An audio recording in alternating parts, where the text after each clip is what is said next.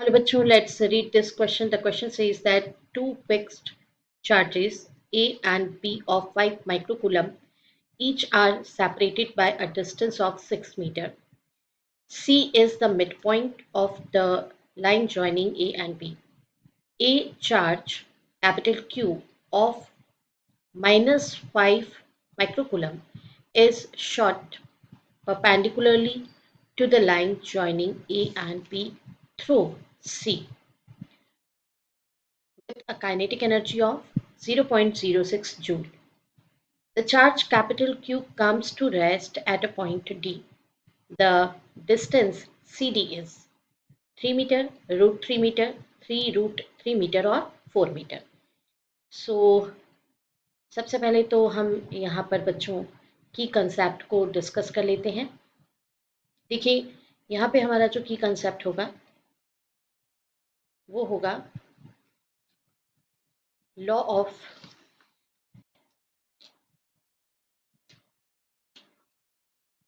conservation of energy. Because of that key energy is conserved, it is converted from one form to another form, and as well as ये तो एक concept हम use करेंगे, and second concept हम जो use करेंगे that is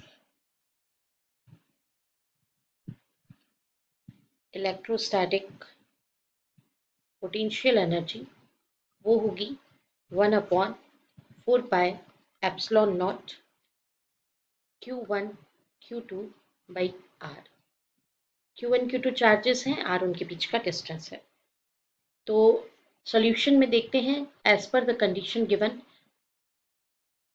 हमें जो गिवन है कि दो चार्जेस हैं जो कि 5 माइक्रोकूलम के हैं और ए और बी पर इस तरीके से वो प्लेस्ड है. तो उनके बीच का जो डिस्टेंस है वो है 6 मीटर. ये जो डिस्टेंस गिवन है that is 6 metre. This charges A and this charges B दोनों ही 5 माइक्रोकूलम और 5 माइक्रोकूलम के हैं.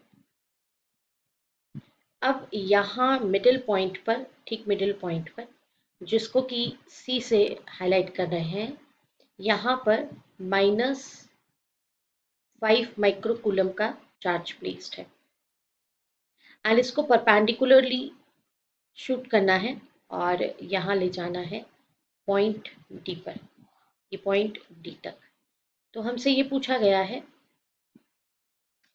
कि आपको बताना है डिस्टेंस सी डी कितना है. तो ये सी है, पॉइंट सी, और ये पॉइंट डी. तो हमें कैलकुलेट क्या करना है स्टूडेंट, हमें कैलकुलेट करना है कि सी डी कितना है. तो चलिए हम स्टार्ट करते हैं इसको सॉल्व करना. सबसे पहले तो हम कैलकुलेट करेंगे फर्स्ट स्टेप में. जो हमारा फर्स्ट स्टेप है, इस फर्स्ट स्टेप का कैलकुलेशन होगा potential energy.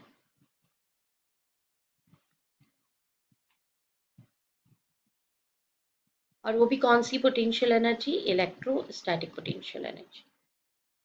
And it is denoted by U obviously, and it is equals to K Q1 Q2 upon R12 plus K Q2 Q3 upon R23 plus K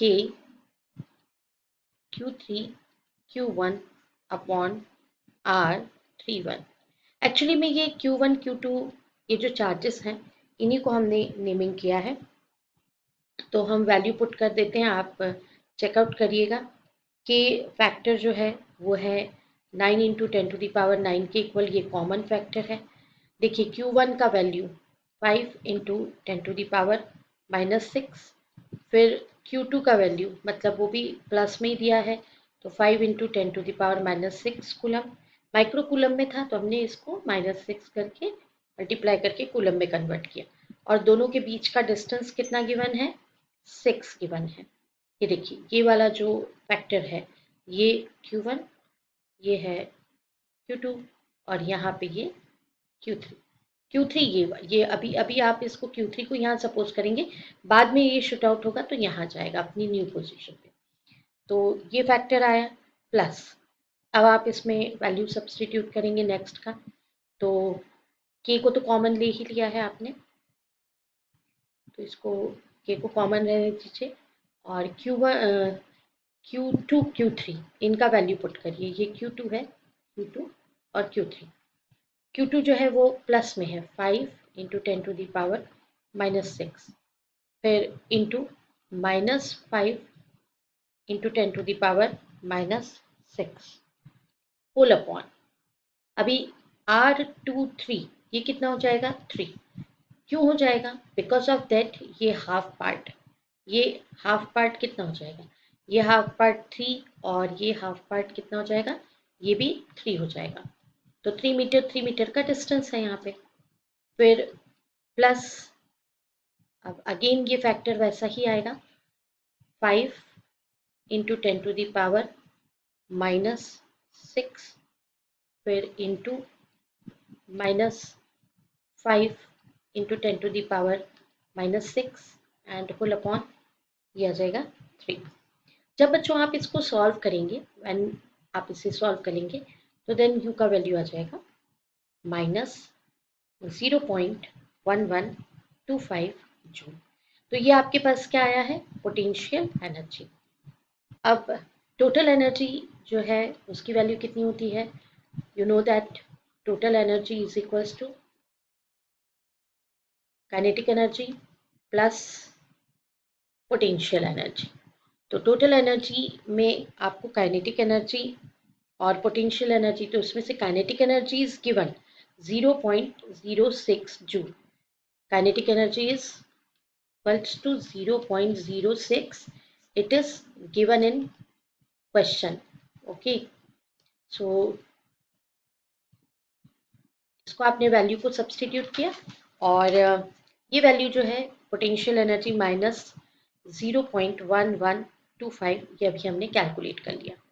तो total energy हमारे पास कितना आ जाएगा, total energy is equals to -0.0525 joule, इतना आ जाएगा। अब according to law of conservation of energy, according to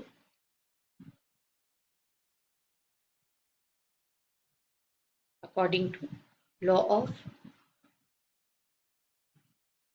conservation of energy, क्या होता है बच्चों की एनर्जी को आप एक फॉर्म से दूसरे फॉर्म में कन्वर्ट करते हैं, बाकी ये डिस्ट्रॉय नहीं हो सकती, ना ही प्रोड्यूस्ड। तो ये जो टोटल एनर्जी है उस टोटल एनर्जी से क्या हो रहा है, आप देखिए ये कन्वर्शन हो रहा है, इसमें कहना चाहिए शूट करने में, जो यहाँ से जब हम इसको शूट करेंगे, ये हमारा डायग्राम है। तो यहाँ पर जैसे से ये काइनेटिक एनर्जी गेन करेगा तो यहाँ जाने के बाद अगेन पॉइंट डी पर चला जाएगा, तो पॉइंट डी पर आकर के वो स्टेबल कंडीशन में आएगा। तो यहाँ से काइनेटिक एनर्जी किस में कन्वर्ट होगी, इलेक्ट्रोस्टैटिक पोटेंशियल एनर्जी में। मैं एक बार और डायग्राम बना देती हूँ यहाँ पर। देखिए ये पोर्शन है, ये पॉइंट है सी। तो सी से जब आप इसे शूट आउट करते हैं तो ये काइनेटिक एनर्जी गेन करता है, लेकिन पॉइंट डी पर आता है तो पॉइंट डी पर फिर ये अपनी इलेक्ट्रोस्टैटिक पोटेंशियल एनर्जी गेन कर लेता है, क्योंकि यहाँ पर आने के बाद -5 माइक्रोकूलम को क्या होना है, स्टॉप हो जाना है। और हमको इसीलिए मतलब ये वाला जो डिस्टेंस है, ये डिस्टेंस हमको कैलकुलेट करना है। ये ए से लेके डी तक है और यहाँ पर ये जो सी से लेके डी तक है, तो ये सी से लेके डी तक का जो पोर्शन है, ये पॉइंट जो है वो किस तरीके से बैलेंस कंडीशन में आएगा, ये हमें कैलकुलेट करना है। तो चलिए कैलकुलेशन कर लेते हैं इसका। Law of conservation of energy से ये जो एनर्जी हमने अभी कैलकुलेट की है, ये एनर्जी -0.052 जूल, ये कन्वर्ट होकर इलेक्ट्रोस्टैटिक पोटेंशियल एनर्जी में कन्वर्ट होने वाली है। तो that means -0.0525 is equals to electrostatic potential energy, that is 9 into 10 to the power 9। अब इसमें आएगा 5 into 10 to the power -6 into 5 into 10 to the power -6 upon 6, क्योंकि इन दोनों के बीच में तो डिस्टेंस 6 है। देन फिर वही Q1 Q2 वाला और Q2 Q3 वाला, मतलब 5 इंटू 10⁻6 फिर into -5 into 10⁻6 and whole upon ये BD, क्योंकि अब पोजीशन चेंज हो गई है। अब जो पोजीशन है वो BD हो गई है यहाँ पर, और यहाँ पे AD हो गई, तो ये BD, we don't know the value of BD, plus 5 into 10⁻6 into -5 into 10⁻6 and whole upon 80। अब आप कंडीशन लगा दीजिए, क्योंकि AD और BD ये दोनों कैसे हैं, इक्वल हैं, तो you have to calculate AD and BD।